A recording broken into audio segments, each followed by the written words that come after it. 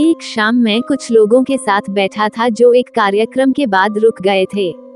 मुझे याद आता है कि वो कोई ध्यान का सत्र था।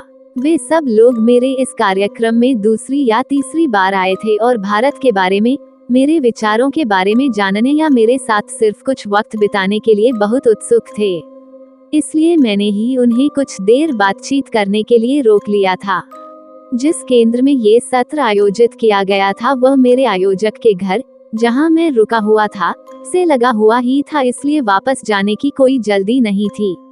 आयोजक स्वयं घर जा चुकी थी मगर घर अधिक दूर नहीं था, इसलिए हम वहां बैठकर गप्पे मारते हुए जब तक चाहे शाम गुजार सकते थे। ध्यान के समय जो धीमा संगीत चल रहा था उसके स्वर अभी भी जारी थे और हम सब दुनिया भर के दर्शनों पर चर्चा का आनंद ले रहे थे। तभी अचानक बिजली और संगीत बंद हो गए और अगले ही क्षण दोनों फिर चालू हो गए। हम सब आश्चर्य से एक दूसरे को देखते रह गए।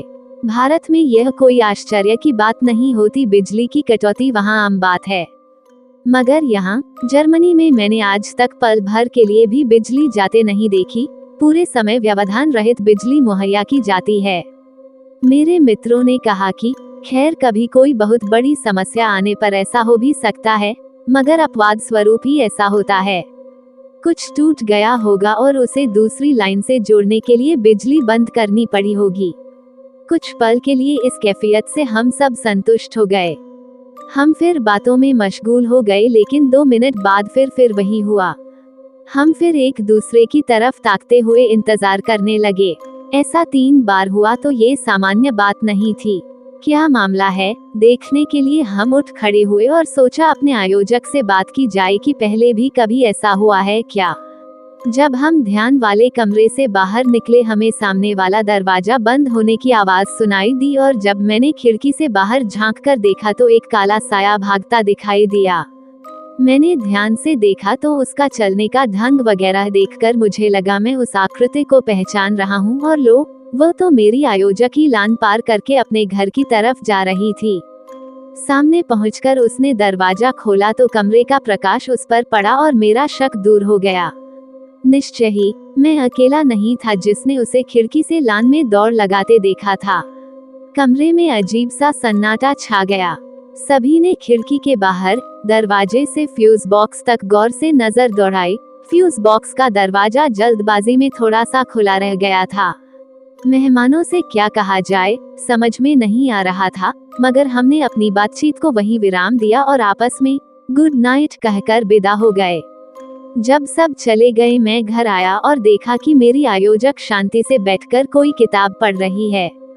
उसने मुझे हेलो कहा और कुछ आश्चर्यचकित दिखाई देने की कोशिश करने लगी।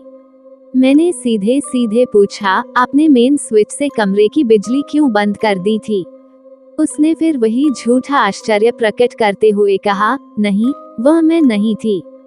मैं तो पूरे समय यही थी। लेकिन मैं जानती हूँ। अब उसकी आवाज जरा धीमी हो गई। कभी कभी ऐसा होता है यहाँ। मुझे लगता है कि कोई अतृप्त आत्मा है जो प्रकाश के लिए इधर उधर भटकती रहती है। मुझे लगता है कि निश्चय ही मैं उस वक्त भौचक रह गया होऊंगा और उसे अविश्वास और आश्चर्य से घूरता हुआ सोच रहा होऊंगा कि इस बात पर बहस करना मौजू होगा या नहीं। मैंने कोई बात न करना ही उचित समझा।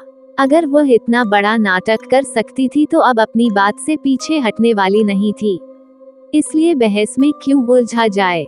मैंने विषय बदल दिया, लेकिन ये स्पष्ट कर दिया कि मैं इन फिजूल की बातों पर बिल्कुल विश्वास नहीं करता। एक अनोखी अनुभूति मुझे हुई। एक मजेदार वाकया मेरे साथ हुआ था। एक और सीख मुझे मिली। सिर्फ अंधविश्वासी लोग ही दुनिया में नहीं बसते, बल्कि अंधविश्वास को विश्वसनीय बनाने के लिए और उसे और आगे ले जाने के लिए कुछ लोग स्टंट भी कर सकते हैं। यदि ये कहानी आपको पसंद आई हो तो अपने दोस्तों और अन्य लोगों के साथ शेयर जरूर करिएगा।